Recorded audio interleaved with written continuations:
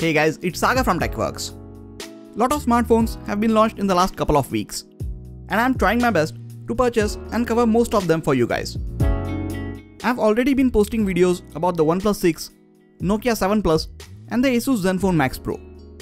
But the device that many of you guys are looking forward to is the Realme one, and that's the one we are going to take a look at today. I have purchased this phone in its first sale itself, and it has just been sitting on my shelf since I was busy covering some other devices. But now, I have been using it for the past 2 days, and I have a few initial impressions that I want to share with you guys.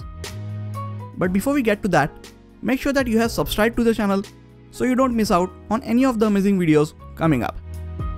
If you think Realme sounds too similar to Redmi, then you're not alone.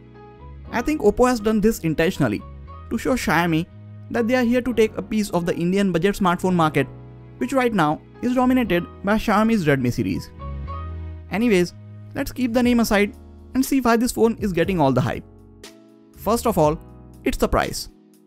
At a starting price of 8,990 rupees, it packs in MediaTek's Helio P60 octa-core processor, Mali G72 GPU, 3GB of RAM, 32GB of built-in storage, a dedicated microSD card expansion slot, 6-inch Full HD Plus IPS LCD screen, 13MP rear camera, and a nice and unique looking back design. These are hands down the best specs that you can get on any smartphone in under 9,000 rupees. There are also 4 and 6GB RAM variants with up to 128GB of internal storage.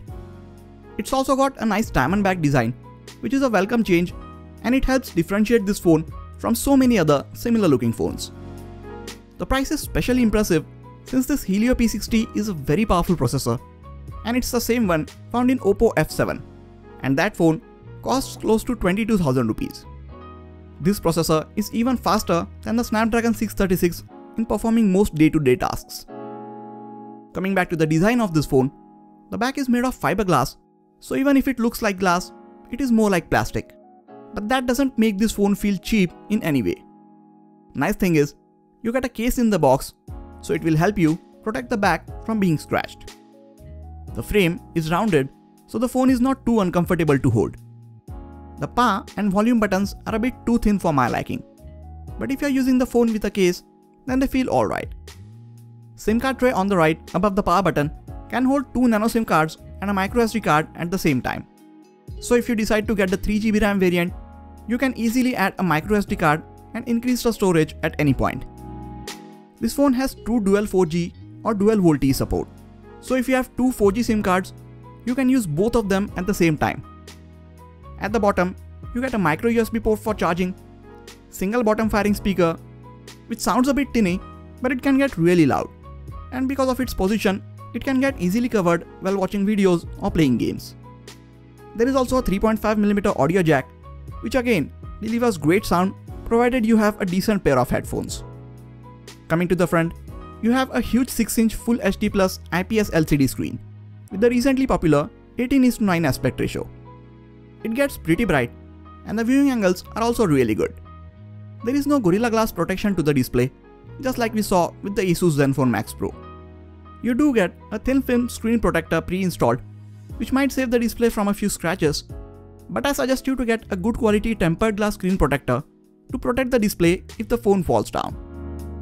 Above the screen, there is the 8MP front-facing camera, an earpiece, and the ambient light and a few other sensors. Sadly, you don't get a physical notification LED on this phone.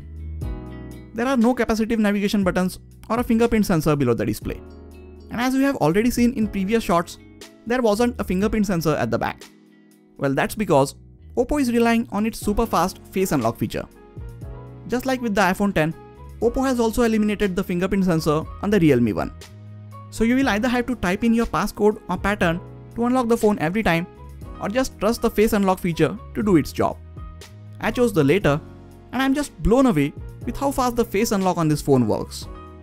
It is definitely not as secure as Face ID on iPhone X, but it is definitely faster and works in very low light as well.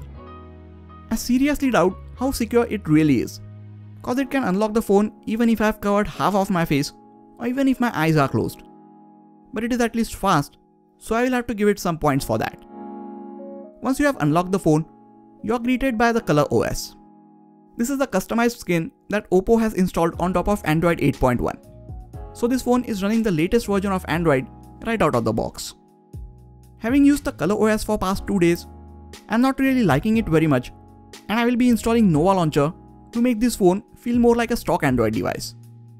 That being said, I like some of the features of this ColorOS, especially the customizations for the navigation buttons or the option to swap these buttons with gestures. The overall performance of the phone has been very smooth so far. P20 processor runs most things without any issues, and this is a 6GB RAM variant, which means I can open and switch between as many apps as I want without any issues. If we look at the sensors, OPPO has made sure to include all of them like accelerometer, gyroscope, magnetometer, ambient light sensor, proximity sensor, and all the other necessary sensors except the fingerprint sensor on the Realme one. With some heavy gaming, the back was getting a bit warm. I haven't compared it with any of the other phones yet, so I can't really say if it heats up more or less than some of its competing smartphones. But I will try to give this issue more attention and let you guys know more about it in the full review.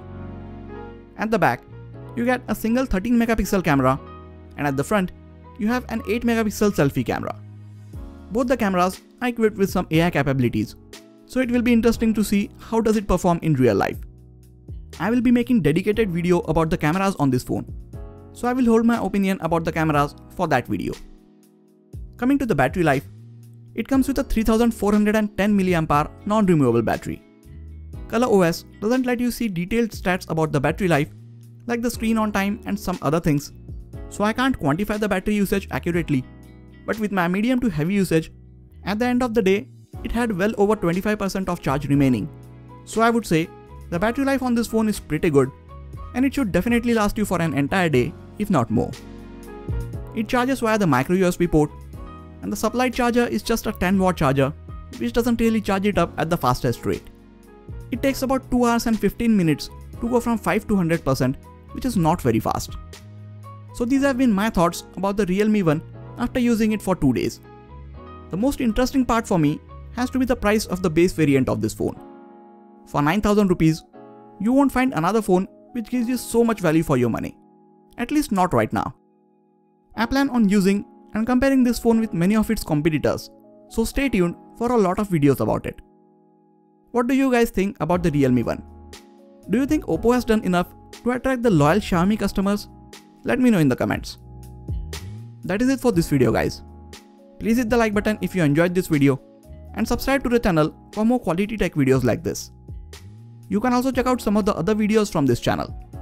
This has been Sagar, and I'll catch you guys in the next video. Take care.